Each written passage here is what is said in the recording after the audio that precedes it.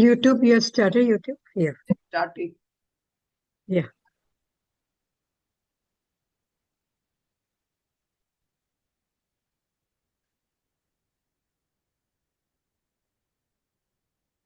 Warm greeting to the Trivandrum chapter of the AIWC, and welcome to our patron, Indra Aunty, and all the members of this chapter.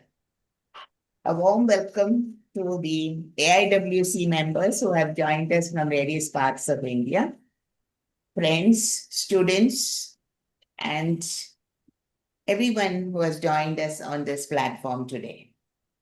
A very, very warm welcome to the speaker of the day, Major Nithi C J. And I'm very happy that she has accepted our invitation and has joined us here.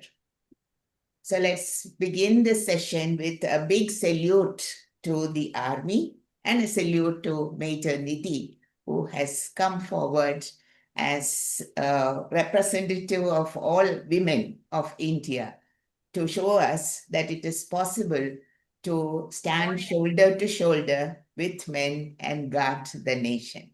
So a warm greeting to everyone once again. As you know, under the series, Achievers and Trailblazers, Women Taking Untrodden Career Paths, the AIWC branch of the Trivandrum chapter has started this series of webinars, and we have had a number of webinars under this program. I think in the last two sessions, Ushar Pillai, who coordinates the session for us, has brought in three very eminent, and I should say, trailblazers for us on this platform. We had a celebration of the Air Force Day in October 25, when squadron leader Shushmita Sahe spoke to us about serving the nation as an officer in the Indian Air Force.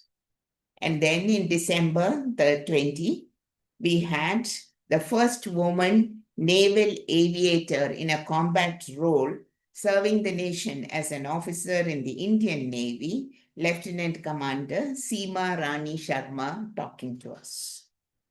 And it was a very insightful experience for all of us when she talked about riding the waves and guarding the coast.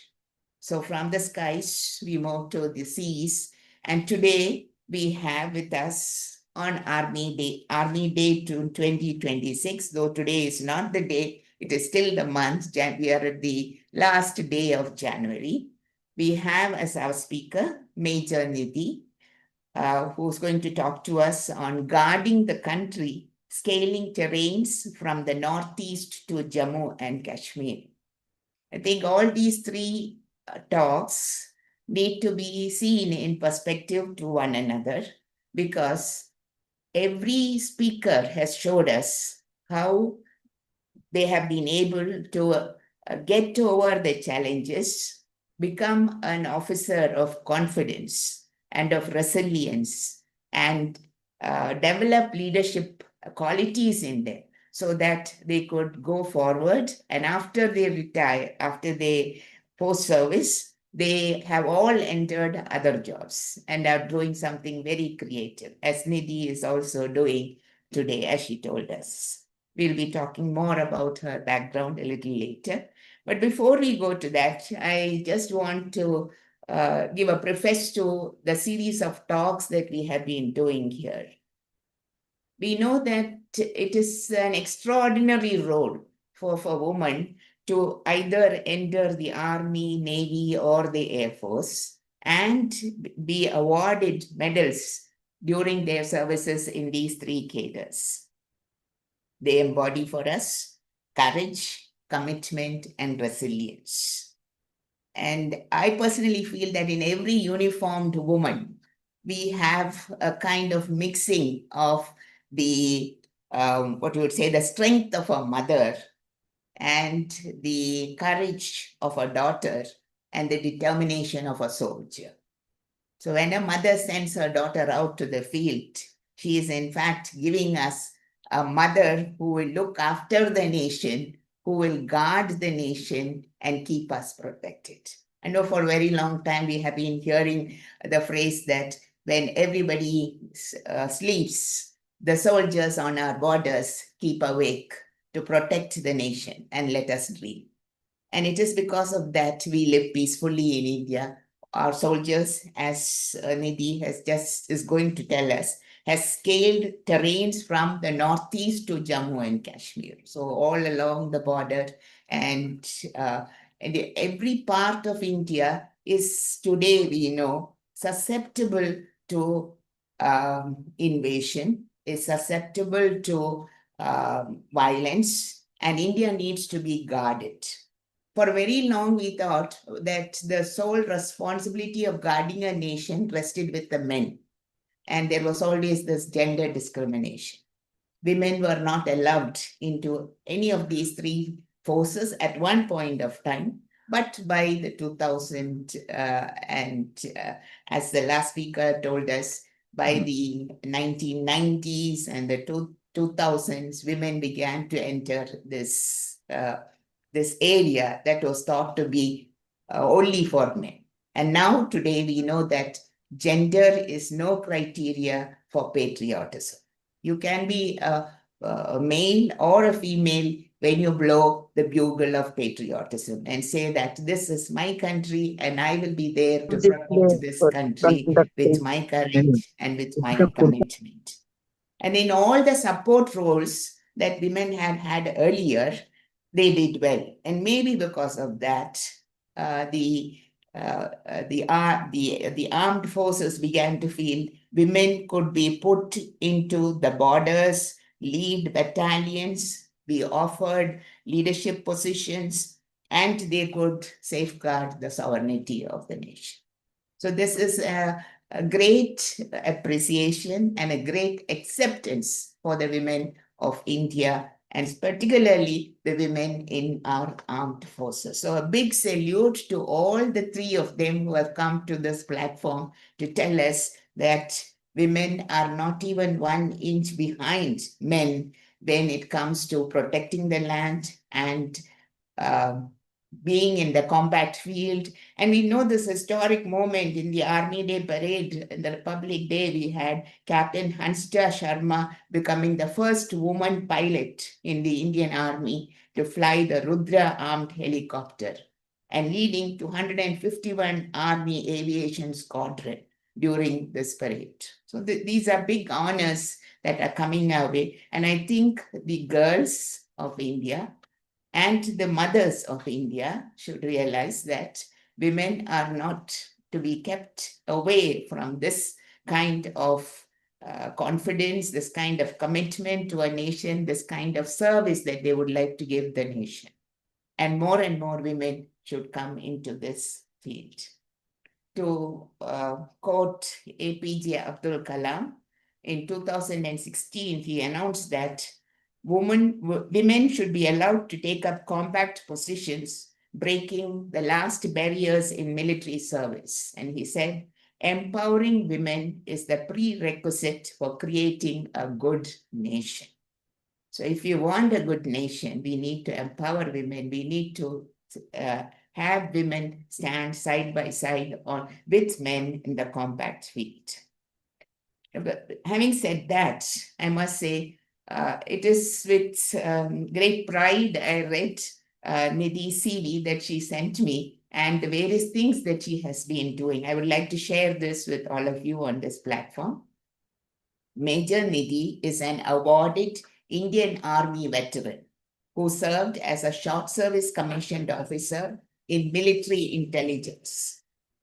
She has a decade of experience in uniform and she embodies discipline, situational awareness, and mission-focused leadership. And for her operational contributions during service, she was awarded the General Officer Commanding's Commendation Card. Congratulations, Nidhi. We are very proud of you.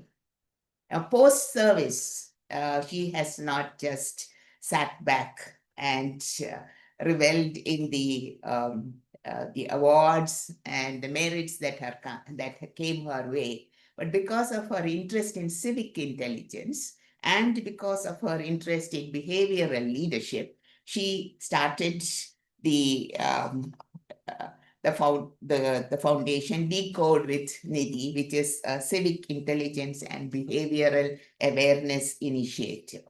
So I think this is something that only women would perhaps think of, to realize that they need to share the benefits of the lessons, the experiences that they have got.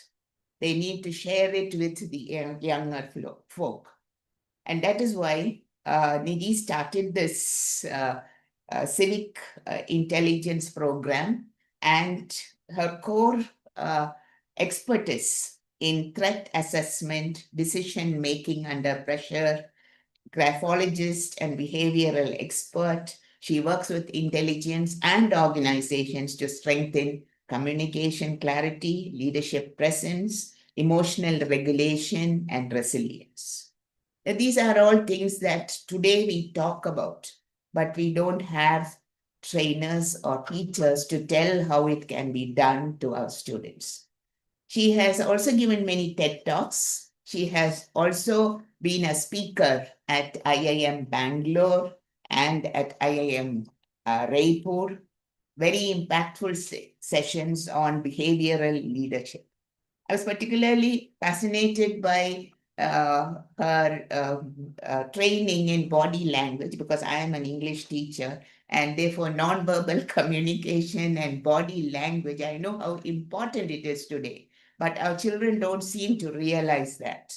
And that is one of the most expressive ways in which one communicates. You don't need a language, but through a body language, you communicate much, much, much more. And I think she is one of the rare models who have come forward to show us that these qualities are very important. And she trains individuals. She goes to organizations. She gives talks. I must say it's a very long CV where the core pillar of her work, as she says, is civic intelligence. Decode with Nidhi is a civic intelligence and behavioral awareness initiative.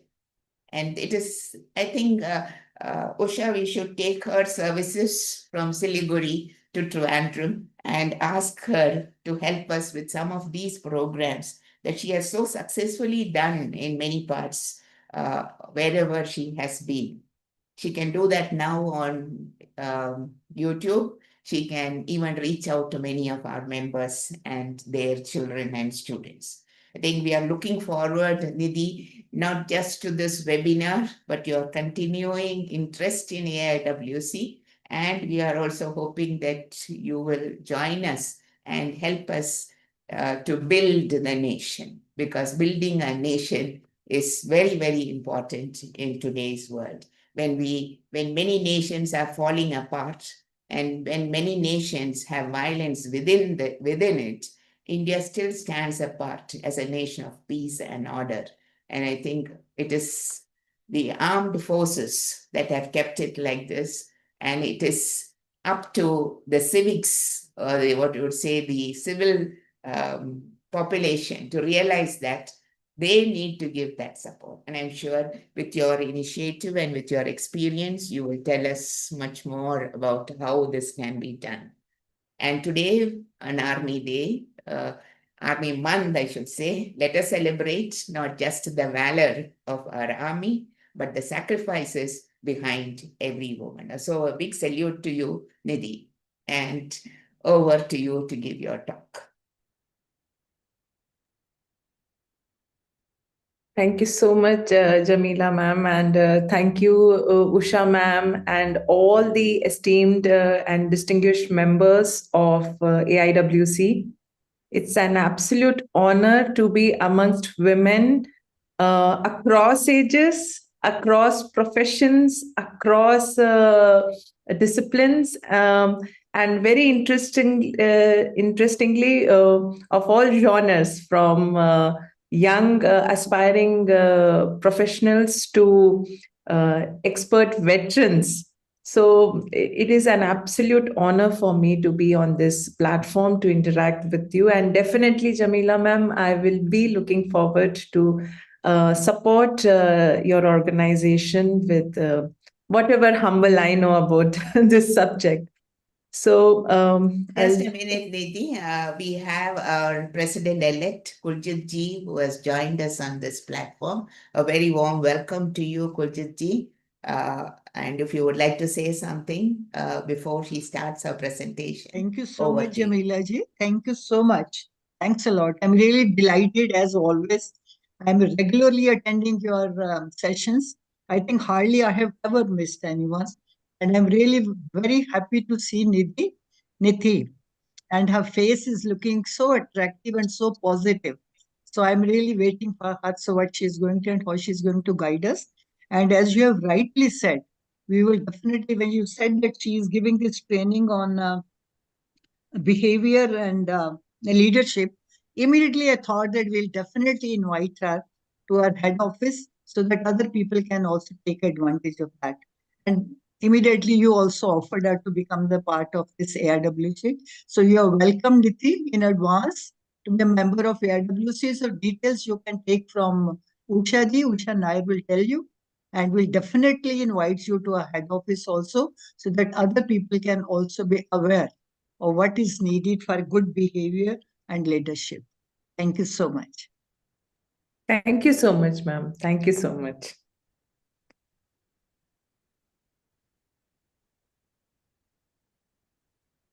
Yes, you May can. I- Please continue, Nithi.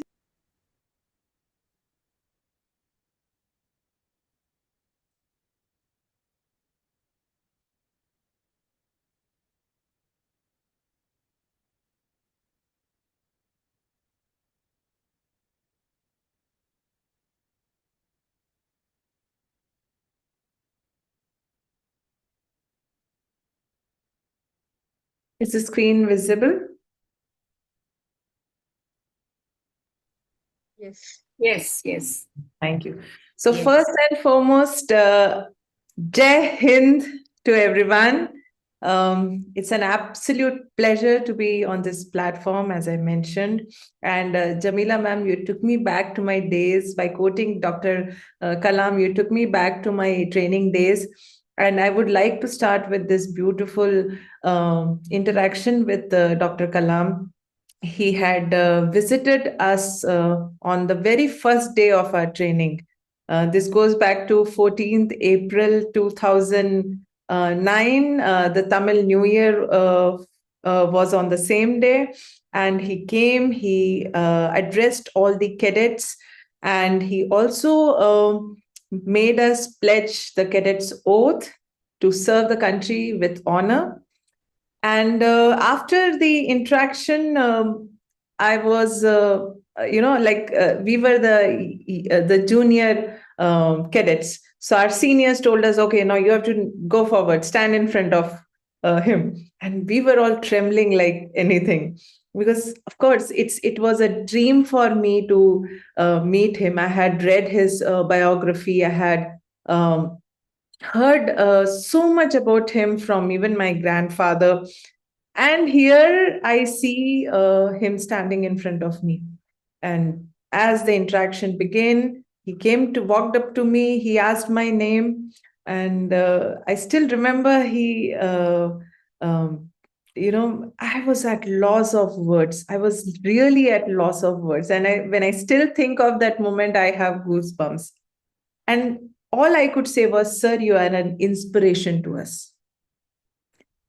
And you'll be amazed, a person of his stature, the reply he gave was, no, my dear, it's the young generation of this country, people like you, who inspire me.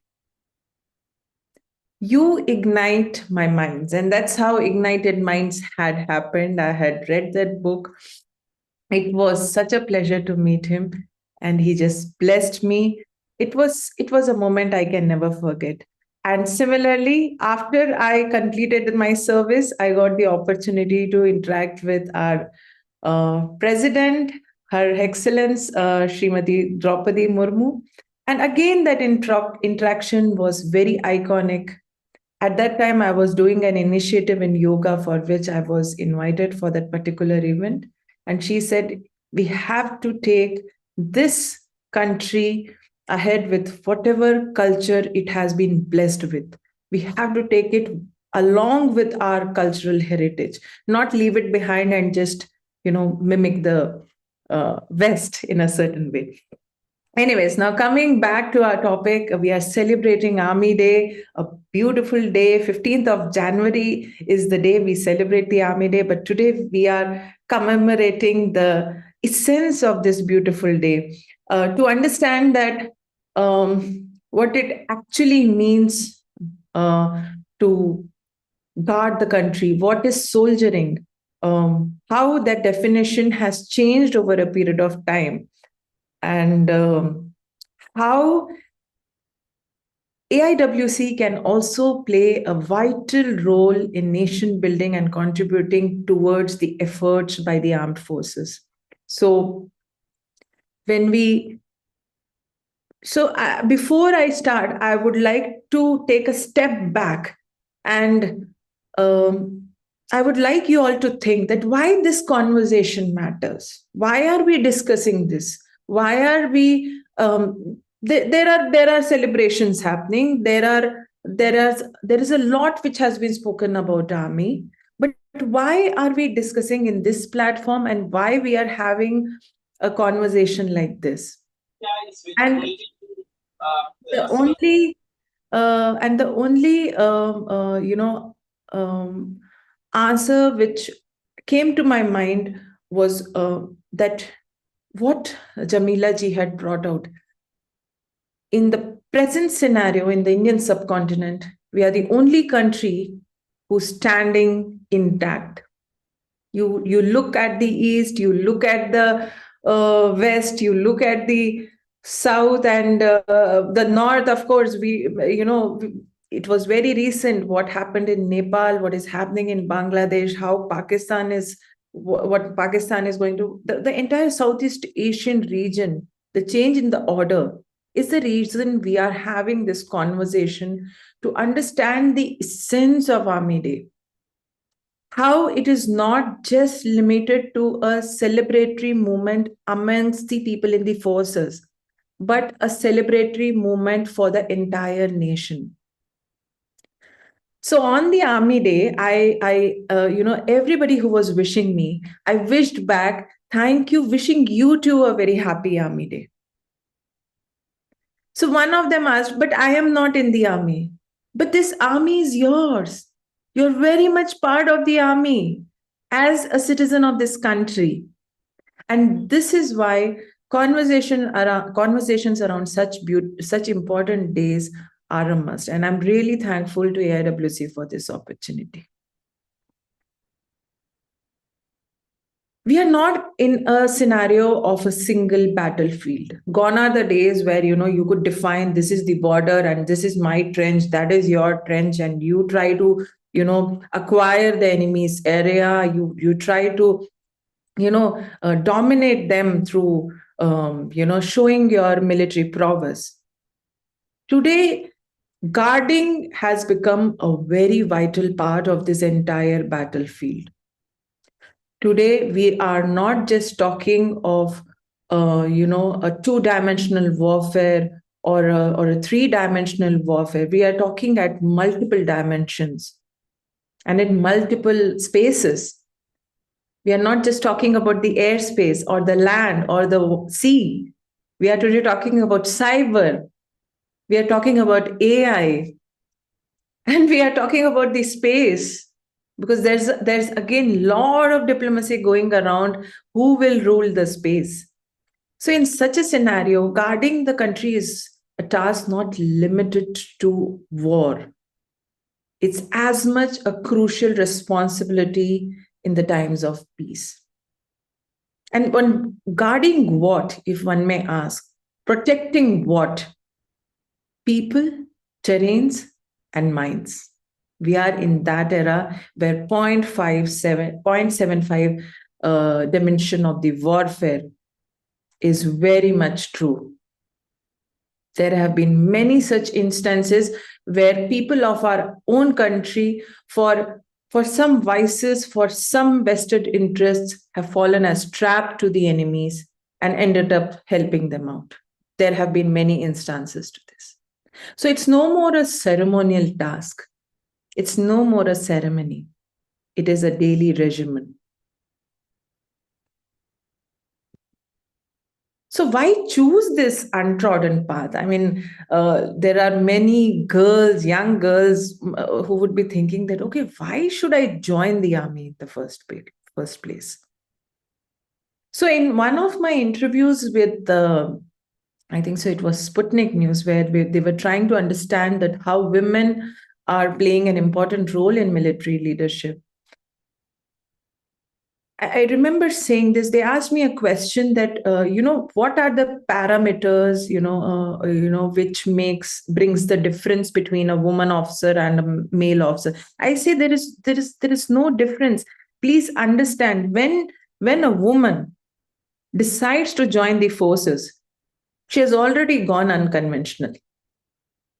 And now she has already taken an unconventional decision, and then she's been put through questions and challenges,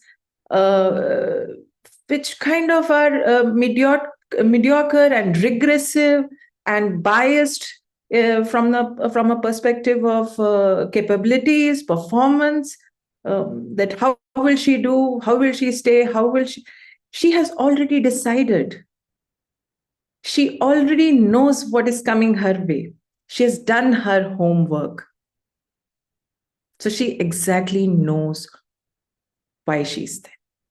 And to all the girls who are watching this session today, I would like to say, if you're not clear with the why, and if the why is just the uniform, then trust me, the job's going to be very, very difficult.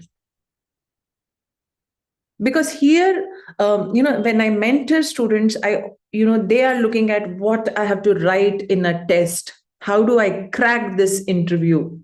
The Gen Z is the generation of hacks. They will have a hack for everything. But that's not what we are looking at. This is not some 12th class or college exam that you write anything and you will get some marks, and the teacher will be kind enough. Okay, she's somewhere there. I must really thank to all educators, for being so patient and benevolent with us. Otherwise, half of us would not have gone beyond our graduation.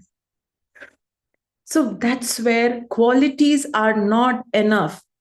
I may be a good speaker. I may be confident. I might be smartly turned out. I might have a very good control on my language, but none of them I can put in use to create an impact on my people, on my society. I might be very good at, let's make it more relatable. I might be very good and, very good at making a reel on social media. But if I can't see the pain a friend or a neighbor, or say if you have elderly people in your surrounding, if you don't have time to even go and just ask them once, how are they doing? Do they need some help? If whatever, you might have the best of the degrees from my side, you will be a topper in your college, you might be the cultural secretary of your university, but if you don't have empathy, and if you don't understand pain from that aspect, and if you can't act, so these societal challenges are the time you have to transform your theoretical knowledge to practical knowledge. Now, how much can an educator or a teacher can push you for that and spoon feed that, okay, you have to, in a social scenario like this, you have to turn what you studied this into this? No. This is not a science laboratory thing going on. There also, a teacher can only help you to a certain limit. After that, you have to perform. So here's what I urge. I urge that you should understand that this nation is your responsibility. You need to look at this as, there's a very a habit of most of us. This is not my responsibility. And we'll blame the government, we'll blame the society, we will blame the the municipality, we'll blame everyone except ourselves. And the moment it comes on us, we get into a defense mechanism and call it, this is not my responsibility. So we need to get out of this comfort zone of ourselves.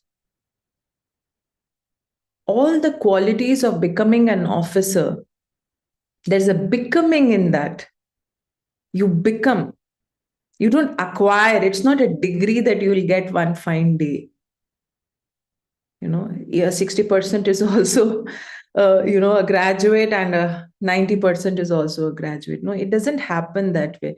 The army's selection processes are very binary. Either you are there or you are not, because life and death is binary. Either you are alive or you are dead.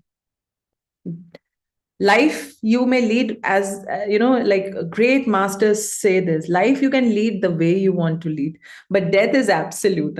It will come the way it has to come. So that is the thought process you should come with in the organization. Very, very clear, very, very sharp. I have to become an officer. For that, I have to start today. If I am part of an organization like AIWC, then what are the social responsibilities I can take on and help? How am I creating an impact? And that brings us to understand that how can women contribute in conflict spaces?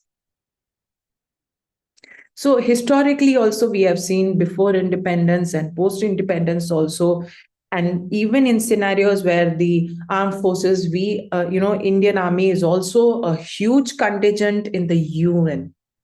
We are deployed in all United Nations conflict zones and remarkably performing there. And there are pure women contingents also performing. So as officers, as professionals, as civic and community anchors, crisis management and information providers, you can be, the sky is limit, or I would say the limit is beyond skies for you all. Because we have this beautiful thing which, the mothers here will know. The sixth sense. Whenever my mom has told, don't go out, and if I go, I know what is happening. So as women, we are blessed with this innate intelligence, the sixth sense, where we notice every single change which happens. Only somebody who can notice change can become a change maker. You have to break the status quo. You have to see, okay, this is becoming a status quo. I have to break it. That can only happen if you notice the need of a change, or if you notice that it's time to change.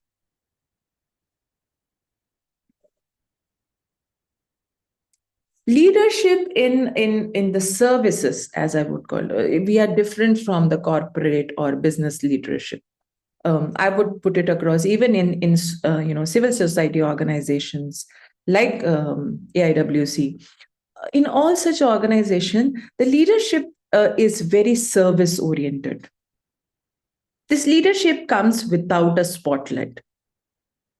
And one needs to be ready for it. And so is the armed forces. So is the Indian Army. Because purpose is more important than performance here. In the army, we have this joke, or it's a professional discussion that we have. काम उसका ठीक नहीं है, but discipline अच्छा है. Which means that it's okay if he might not be optimally doing what he's supposed to do, but he understands the purpose. Your boys understand the purpose. So when I didn't make it, I cleared my army interview in the third attempt. And coming from an army background, it's a very crucial thing because, they are really worried that what is happening, why she is not making it. So after the second attempt, I still remember my mother asking me, I had 2 jobs in hand, 2 corporate jobs. 2 big multinational companies wanted to hire me. And at that time, ready to offer anything between 50,000 to a lakh. And here I had this cake in my hand and I'm dreaming of the skies. So it was that scenario. And my mom asked, so what next? I said, I'll go for the third time and I'll see what happens. I was also preparing for the civil services. But something came out intuitively after a pause. And I told her that I'm very clear with my purpose. I know why I'm here for. I know why I've taken birth. I know I'm here only to serve my country. So I'll do it irrespective wherever I go. The moment I had broken that idea that my ability to serve the nation is only through the armed forces, the moment I broke that idea, I was fearless and I could do well and I could clear my next interview and get commissioned. Why? Because I chose purpose over performance. And even in one of her interviews, Indra Nooyi, the ex-CEO of Pepsi, has also said the same thing. I tell young people not to focus on KPIs because all that will put you in is stress. But if you focus on a purpose, you will start enjoying what you're doing. And it will give you that clarity in chaos. You exactly know what you're doing. You will not get stuck to honors, awards, all these peripherals. You will understand. So these days, there's a trend that I'm seeing on LinkedIn. Everybody talking about, taking ability to take responsibilities under pressure. I say in the army, we are a step beyond. We take responsibilities without pressures. If we are there, there should be no pressure. You should be able to bring that optimism. That is a leader. That optimism, that positivity, that cheerfulness which you bring to an environment, that will make your team work effortlessly. When we talk of service leadership, whether as a volunteer in an organization like AIWC or as a volunteer, I would say volunteer because in the army also it's a volunteer organization. You volunteered to serve the country. And it's their gratefulness that they thought that, okay, they need to be salaried. So, it's their we should see it as a gratitude. But we chose to serve the country. Nobody called us. Nobody made it compulsory. And we are the world's largest volunteer army. So in such organizations, you will come across whether it is a social scenario or a scenario where you need to conduct a particular, a camp for the underprivileged, or you have to organize some welfare activities. All these activities are high pressure zones. You interact with people, you hear their stories, you are constantly feeding yourself with, all that they have gone through. So you need to insulate. How you do that? That's leadership. You have to remember this is your choice. So do to your best. And your choices, they make you leader. You can choose on a Saturday evening to go to a pub, have a drink, or you can choose to watch an interactive session being conducted by your organization. It's perfectly your choice. And there is no good, bad here. But please, we need to understand our choices make us. Now, it is upon us. Do we count it as a progress or end up sulking? Oh my God, another Saturday we have, put ourselves through a situation. And that's where when we talk of that kind of a choice, that such choices or choosing such purposes for your life will only come when you understand your responsibility as a citizen. 26 January has just gone. We celebrated 77 years of being a republic. We talk about rights. How much are we talking about our duties is what we have to see. And as somebody from the intelligence, I can 100% vouch on this. Civic responsibility is a great enabler to the military. We have many civic military programs just to bridge this gap between the citizens and their forces, to entrust that kind of faith. We are there to serve our people. But that can only be successful if, as a citizen, I understand my responsibility. So that's why when I talk of civic intelligence, the whole idea of talking about civic intelligence is because awareness is always devoid of fear. If you are aware, say, suppose you are going on a holiday to a new place. We have this habit of making a bucket list. I want to visit this place, this place, this place. And you try to understand, which is the nearest cafe, where can I have food? Okay, you are doing your research. Why we do that?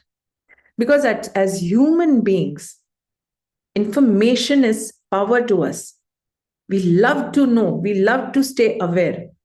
And where there is no awareness, immediately the fear of uncertainty will enter. So, but that awareness should be built by observing without judgment. As a human being, it's very difficult to be devoid of all biases, but still try our best that we keep our biases, our conditionings to a side and understand citizenships not just with our rights, but beyond these rights. After all, this is our country, our home.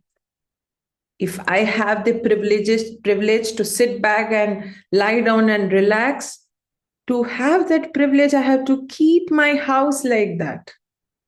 I have to clean it regularly. I have to keep it in a certain order so that I don't stress out.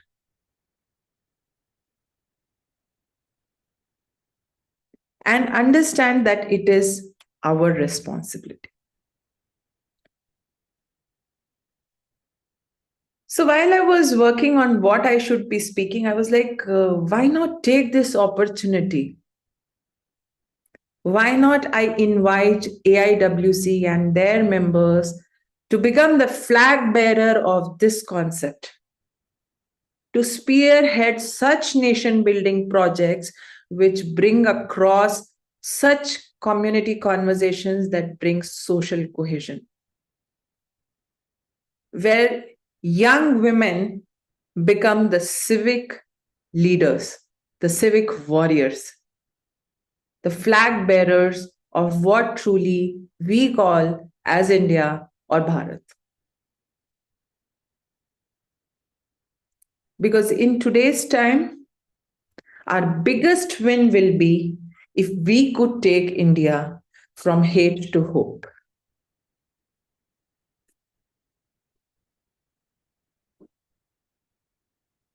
So Army Day is not just a day. It's a day of shared responsibility between the citizens and the armed forces, the Indian Army to be precise. of this great nation. And it will be incomplete without quoting Field Marshal K.M. Cariappa, who said the highest obligation and privilege of citizenship is that of bearing arms for one's country. Dear all, with extreme pride and honor, I would like to share that the last 4 decades have been really very crucial for the women in the armed forces. Right from the first officer who joined in 1990s to the first cadet walking into the NDA, now passed out from NDA. Now they are in IMA. The women in the forces have come through a journey of 4 decades.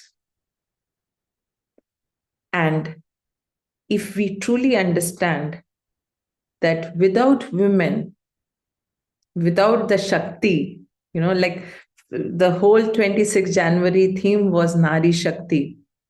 And I'm somehow, although due respect to the Prime Minister for coining this term, but I feel if we go into scriptures, the Nari is Shakti. The feminine herself is Shakti. She is the power. So I urge all of you, especially the young girls, if you choose to serve the armed forces, do remember the power is very much in you. You're born with that. Thank you so much. Jai Hind. Wish you all a very happy belated Army Day, Republic Day. And I'm sure each one of you are going to make India a proud country. Thank you so much. Jai Hind. Thank you, Nithi, for that very, very motivating talk. It was a pleasure to sit back and listen to you talk about Thank you so your much, ma'am. experiences. And more than that, I'm sure this is one of the most motivating talks that young people should listen to.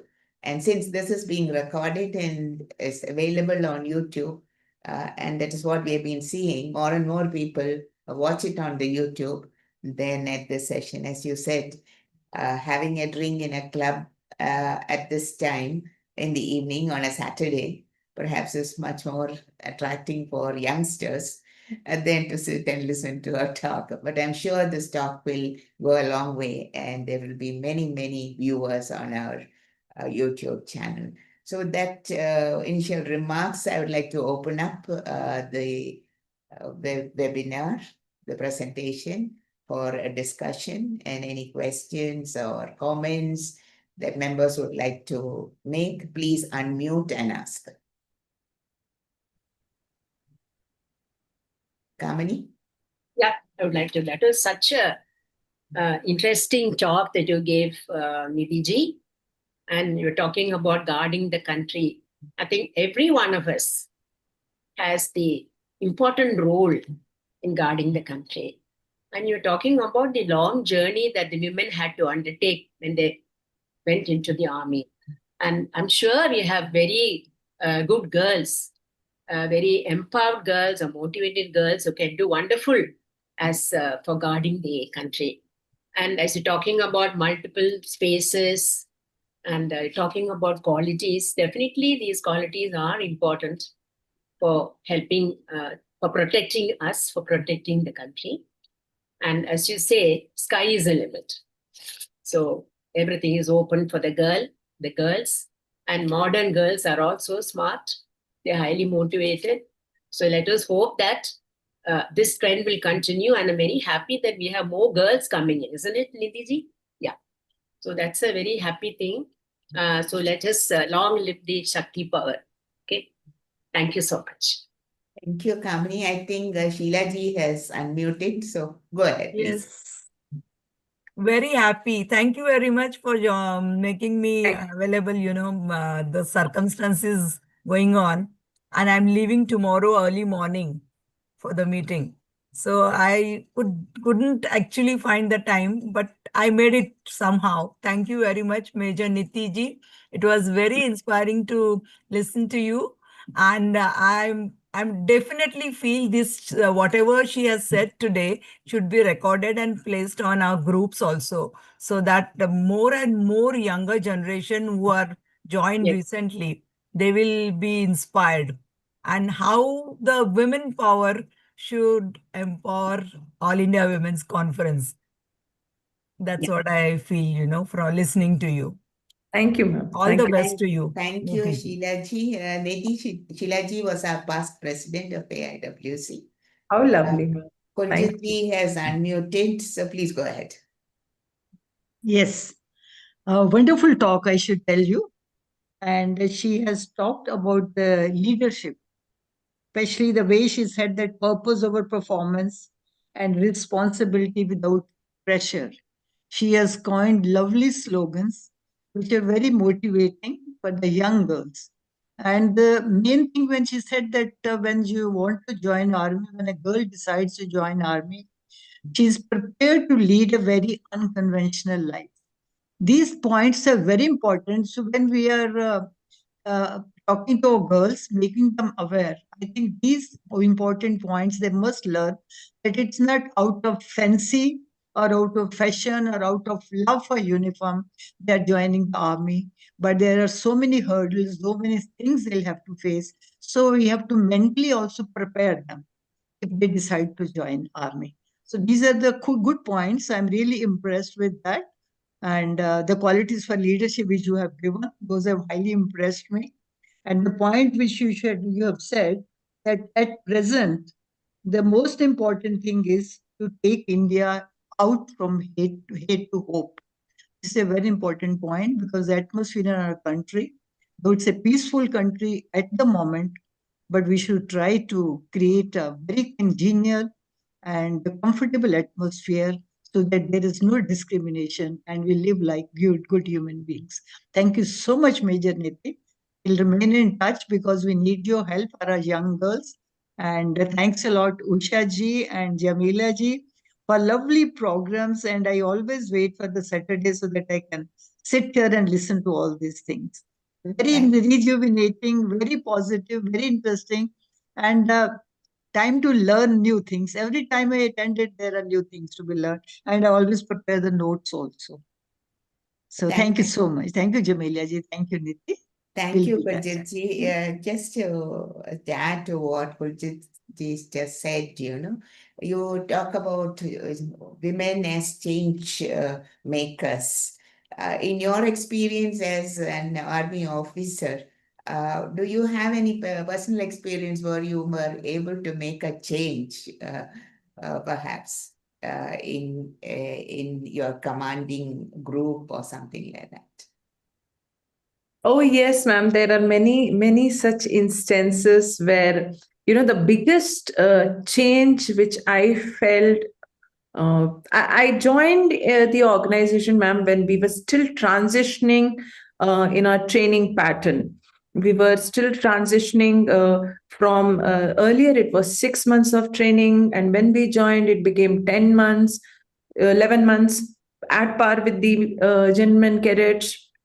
So, with all that happening and you're entering the organization, there is still, the organization is still coping up to that, right? So when you talk of change, I feel the biggest change in an organization, in a martial organization, is the change in mindset. I think so. That's the most difficult part, where you are being uh, not questioned.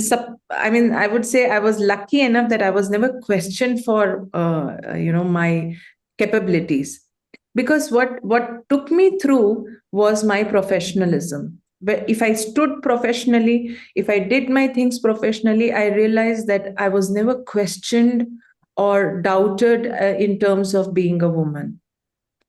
So the first change I ensured when I joined the organization, and I ensured I must execute, is that I don't have to become a man to be at power. I should be myself. I should be Nithi C J. I don't have to become somebody else. Right from the aesthetics, the dressing, I might as well look as commanding. And I still remember one of my commanding officers. So earlier, seeing the traditions of that unit, I used to go in pant shirt. So this is in JNK we are talking. Now, if somebody has been to JNK, they would understand that in JNK, if you walk, a woman walking in pant and shirt will look like an odd piece in the whole setup, especially when you are from a branch like ours, which is intelligence. So he said that, why are you always dressed up like that? I said, sir, because this has been the thing. So he said that, why, if you wear a sari, if you wear a salwar kameez, this place requires that. If you walk walk out like this, I can never give you any task.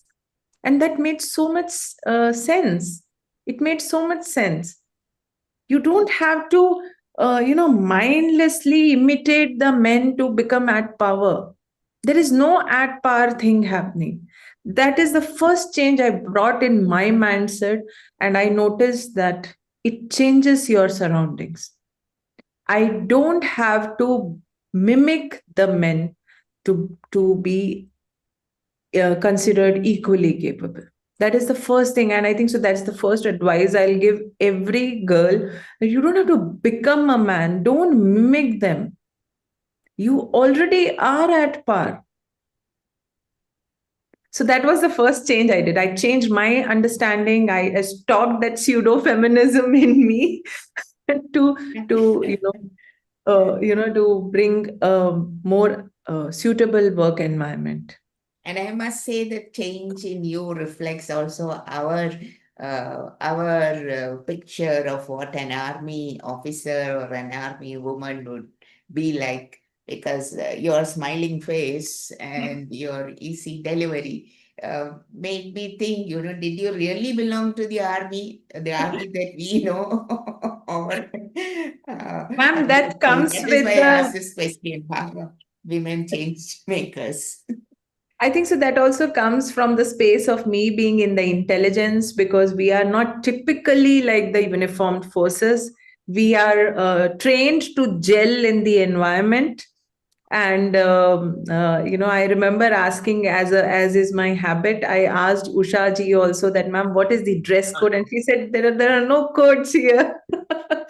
So that is the general. I think so.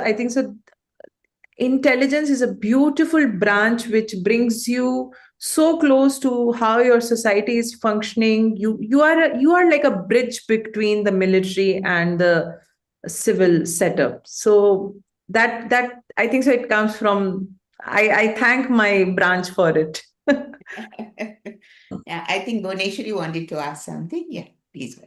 Yeah, thank you, Jamila ji. That was a very motivational, inspirational talk, like a TED talk. You were talking so nicely and, slowly and emphatically. That was very nice. And your mother would have been very proud to hear. She is here, Chitra VS. She is Major Niti's mother.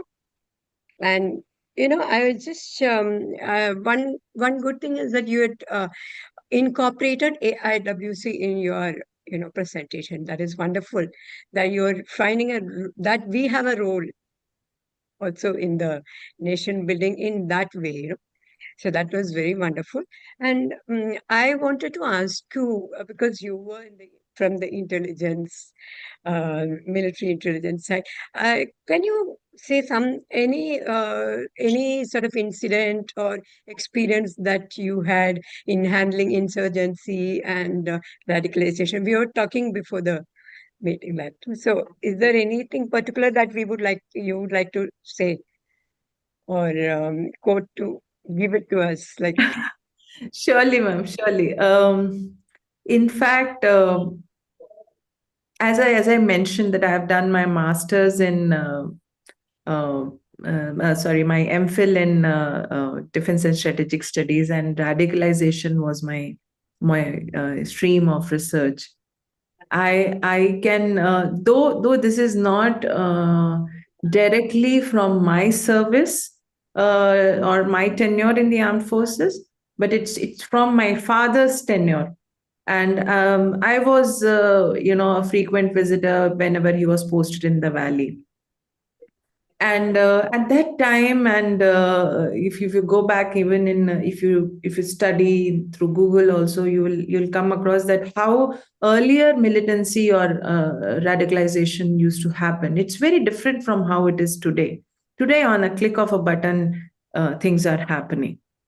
So I still remember this particular interaction where there was a welfare program being conducted by our unit, our formation, and the head, the wife of the head of the formation, the commander of the formation, she was interacting with them because as part of the Sadbhavana, as part of bringing them back to mainstream. And in one of these conversations with a boy who was probably 12, 13 years old, 13, 14 years old, I think so, more than 14. And he was apprehended because he had been part of a blast wherein we lost 2 officers, buses, we lost families, we lost people. And he was sharing this with a lot of pride. And I still remember how I processed this without any hatred. I processed this and I was like, I need to do something whenever I grow up that nobody falls prey to such things. These are all fed, these all, I could see I don't know how at that age I could see that.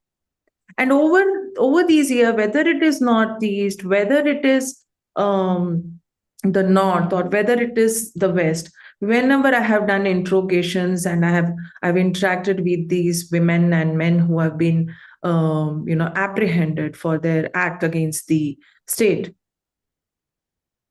I've realized that behind that is a very inevitable compulsion, which could be financial, which could be any other kind of social pressure, which could be the abuse of a religion to digress them from mainstream. So I saw all that, and I saw how narratives have become so strong. So this was one of my takeaways from my interrogations, and I realized that, and I think so that set the stage for what I'm doing today. Yeah, thank you. Thank you so much. That is wonderful that you could take from your grandfather's day, whatever you saw, then you could take it into your career, That is wonderful. That is. Thank you. Usha, you'd like to unmute, and anyone else? Usha? Yeah, nobody else is there to interact. Yeah, thank you, Nithi, for that wonderful talk. And I would just ask you to give some hints to the young girls on how, or if at all, they can prepare for a career in the army. If a young girl wants to join the army, what type of preparation would you advise? I would, the first thing, ma'am, I would suggest is that they should go to the website, the official website of the Indian Army. They should understand all the eligibility which have been enlisted there, both physical eligibility, medical, as well as academic. They have to qualify. Many times I have seen this, and I really feel bad for these young people that they haven't checked their eligibility and they have filled for the form, and then later on only to realize that they are not eligible. They are to join the forces. There is an age bracket. You have to be, you have to be 21, and then you have to be 25. 25 is the last that they are taken in the regular army. Also, they have to check their stream. It is very important to check their streams, which stream of entry, because technical entries, so technical students have much more options. They have options for joining through the technical entry also. If somebody is in the NCC, they can join through NCC. So, and otherwise, for all the other streams, there is the Combined Defense Services Examination. And if you take up that examination, it has a very simple syllabus. If you have been reading the newspaper, you should be able to crack that exam.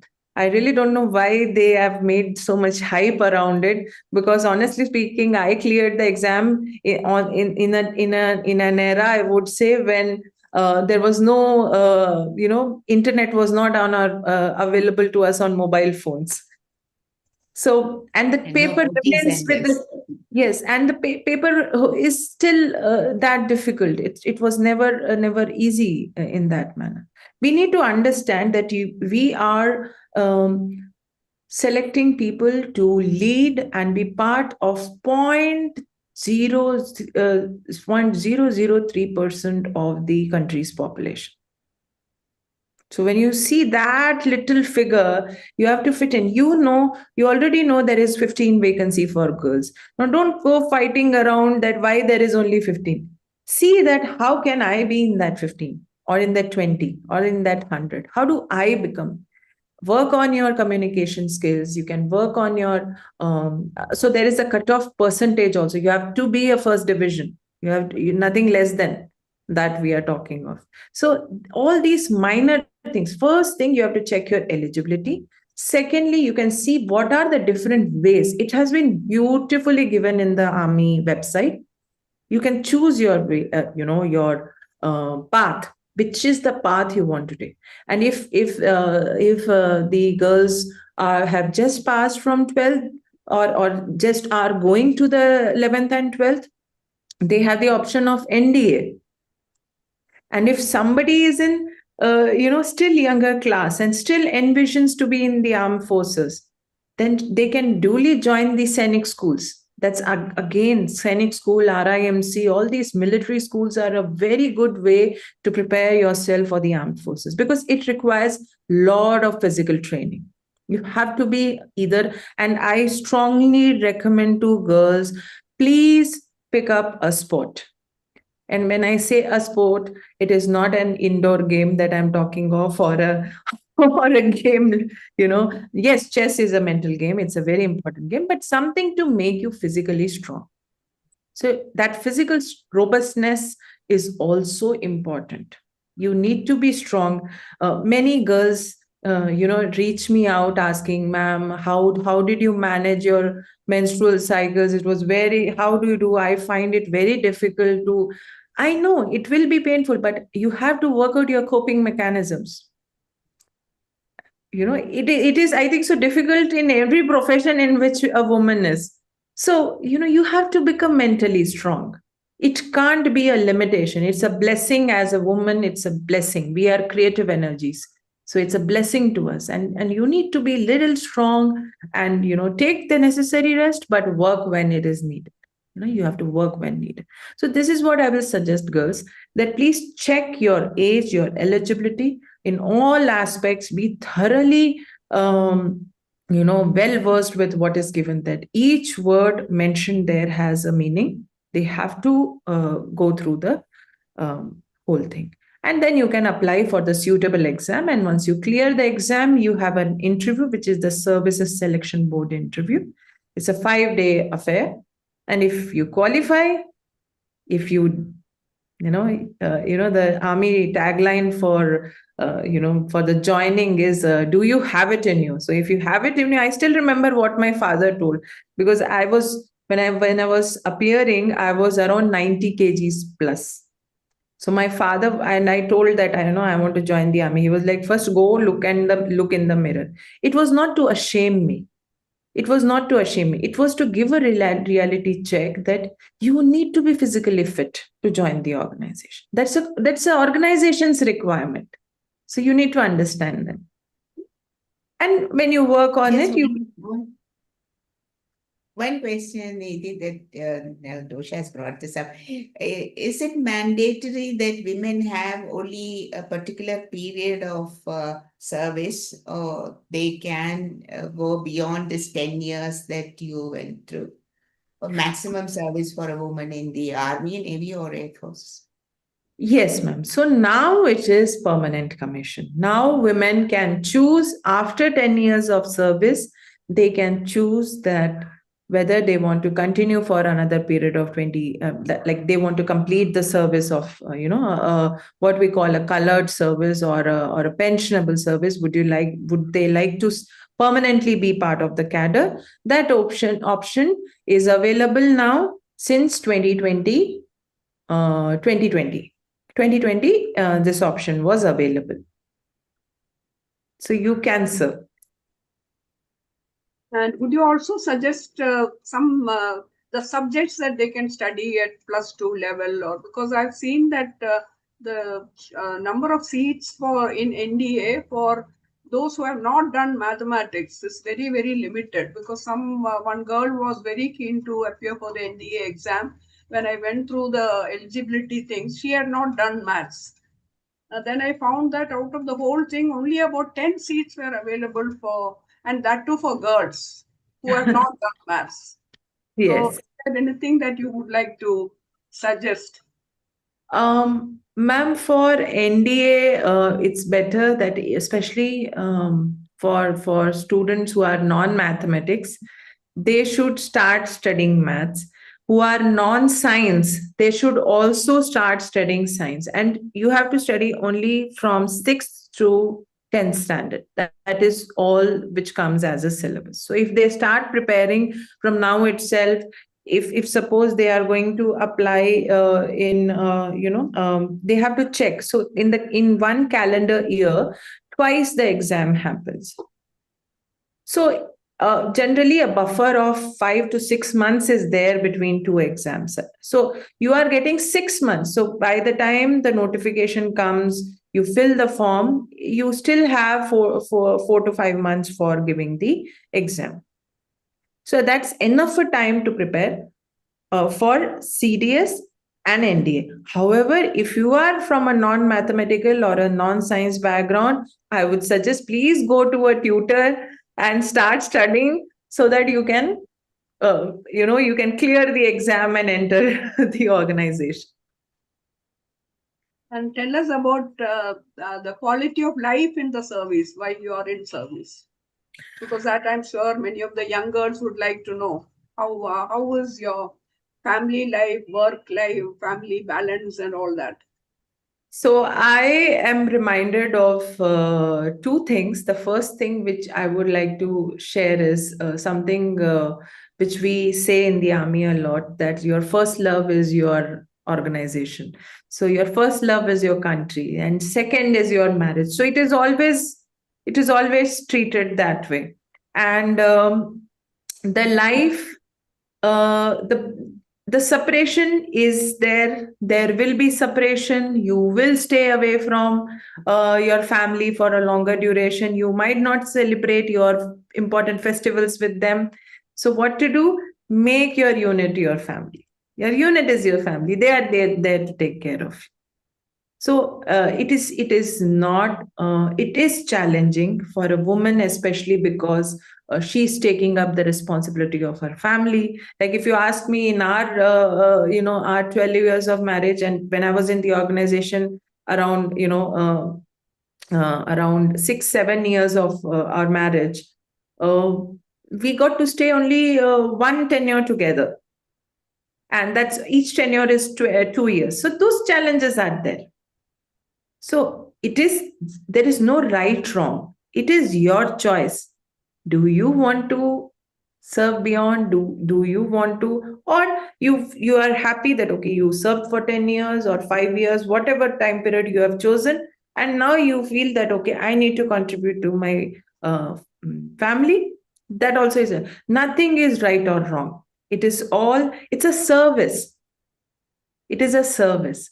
Nobody is going to label you for anything. This is one thing I think so. As women, we all have to stand together and fight against that. For the girls that this is see, the moment they focus on their work, they are told, oh, you don't pay attention to your family, you don't do this, you don't do this. And the moment they are paying attention to family, they're like, see, she's so careless about her work, she's not professional. So all this labeling and noises have to, it's a difficult life. There is no doubt about it. You're signing up for that. You will be also signing an insurance bond that whatever happens, this much money will go to your family. So you are signing those indemnities. No. What I meant was about the family, the children. What are the facilities that the army provides so that when you are busy with your postings, are the children looked after well? Are they made? Good schools are available, and what type of support do they give? Excellent, ma'am. So one part which I covered was at the individual level, how as a woman you have to handle. Now you have brought out about how it will be in case of facilities. There is no dearth of facilities. This organization is so beautiful. You might forget to, take care of some documentation or take care of something. They will always ensure that everything is taken care of. Whether it is education of your children, we have army schools across the country in the most remote place. And we have very, very good education system, even if suppose between a tenure, a transfer happens. So from one army school, you can take a child and put the child in another army school. In terms of recreation also, we have lot of clubs and activities for children, so that they also are, they're also developing as part of the organization. And then the another thing I wanted to ask was, what is the scope for self-development? That in the sense, you join as just a graduate, you want to take your education forward. So what are the facilities that are made available? I think so. I am a living testament of that, ma'am. That you can develop. I had joined the organization after doing my MSc, that too in microbiology, and a completely different stream. And I joined the intelligence, and thereafter I chose to do my MPhil. So all my military experience was counted, and I was allotted the seat for pursuing my MPhil in defense and strategic studies. So army has memorandum of understandings with various universities for pursuing higher education, not just for officers but also for the troops. For the troops, we have tie-ups with the IGNU, even officers, like for everyone. Any army personnel can pursue their higher education through any of these, MOUs that have been signed, whether it is pursuing masters or even research, PhD. As regular students, not like they won't be considered in the category of, except IGNU is distance education, but MPhil and research they can pursue just like any other normal student. And how do they help you to prepare for a life beyond the army? That is, army, you don't serve for a very long period. If you join the government or a bank or anything, you serve for up to 25, 30 years, you are in the same service. But in the army, it's not so. After a short tenure, you are leaving. So how do they help you to prepare for life after retirement? Because you retire so early, obviously you have to take up something else when you come out. True, ma'am.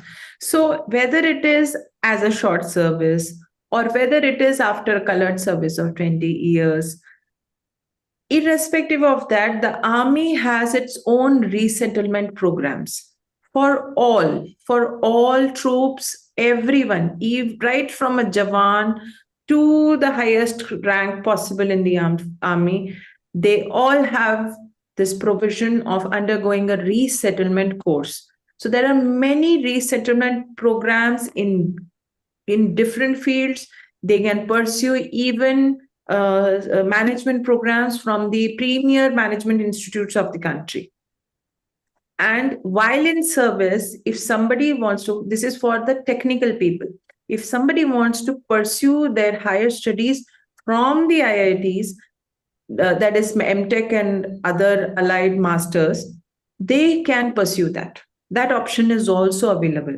And any training or any course, any training program, on the job training programs, we have multiple of them at different stages of the service. You are getting an aligned degree for that particular training. So, for example, I got the opportunity to be detailed for a language course, a foreign language course. So I not only got a training certificate from the army, but I also got a diploma from the associated university and an interpreter certificate from the School of Foreign Languages, Delhi. So army has its affiliations for all its training with the educational institutions, so that no troop or no individual feels as if they are left out in their academic growth. Yeah. And just one more question. Now, what about this Agniveer scheme that is now on, where young people are taken, and is it if somebody asks somebody asks me whether it is a good thing to send their child as an Agniveer, what would you say? I would like to keep aside the plus and minus, but I would like to suggest people and urge people that see what is more important for you, to serve the country or to get a job. And see, if you want to get a job, do you think it will suit you that after 4 years you have to come out and you have to search for a job? Is it suiting you? And if the thing is that you want to serve the organization by hook or by crook, I want to serve my country, then 4 years also is I would say, a golden opportunity. People are craving for that. So don't miss any opportunity to serve your country. And if it is a financial requirement, if it is a job requirement, you can see that does it suit as per what you have dreamt for your career. And I would also like to encourage young people that if you join through Agniveer, why you think that you will be pushed out of the organization? Maybe you will do so well that you are selected and you are allowed to continue. See, the scheme has been brought in to further enhance our capability in terms of troops. The troops of Indian Army are unquestionable. It is just a different scheme they have brought in, and I'm very sure that the hierarchy has thought over it, why they have brought this kind of a scheme. They would have considered many parameters. We have to make the whatever resources, like in the army we say, you should make things work in the available resources. So you should think that, okay, these are the resources available to me. How can I make the most of it and I can serve my country? Thank you, Nithi. Thank you, ma'am. Ila, please read the chat, okay? Because her mother has written, Chitra ji has written a message. Yeah. Did you see that? Yeah, muted, Jamila. Muted. Yeah. No. Unmute, Jamila. Jamila, unmute. No, unmute.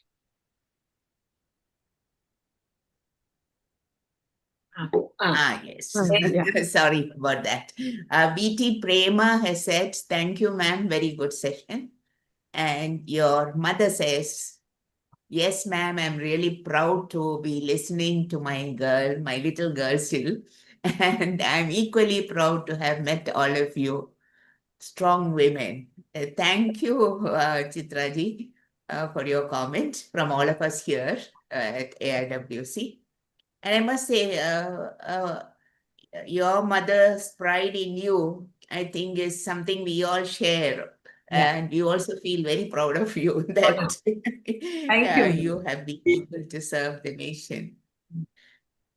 So with those remarks, I would like to thank everyone who has joined us on this platform, all the AIWC members, all the Trivandrum chapter members, Usha, who coordinates it all, Bhuneshwari, who keeps it going, Kamini, who makes it all very interesting, Sheila ji and Gurjit ji, who joined us, and all the other members here on this board.